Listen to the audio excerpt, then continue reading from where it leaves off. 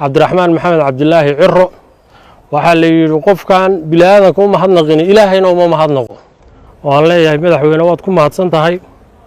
ballanqaadkaaga markii ololaha alxamdulilaahi rabbil caalamiin wasalaatu wasalaamu calaa ashrafil anbiyaa'i wal mursaliin sayidina muxamedin calayhi salaatu afdalu salaam waxaan maanta halkan u soo fadhiistay inaan ka hadlo laba qodob oo kooban oo hambalyo ah oo aan u soo jeedinayo madaxweynaha jamhuuriyadda Soomaaliland Cabdiraxmaan Maxamed Cabdilaahi Ciro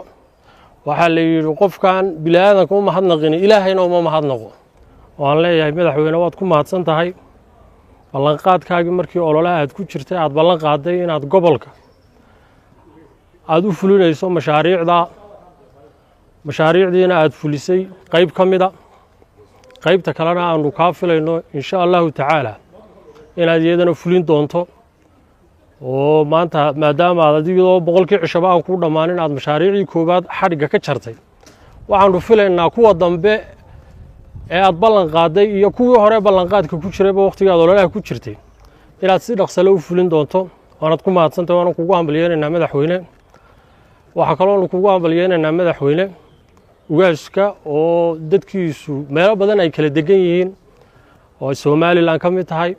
Djibouti ka mid tahay Ethiopia ka mid tahay oo dalkiisa imanaya oo waxa la wax ka hor joogaan u jirin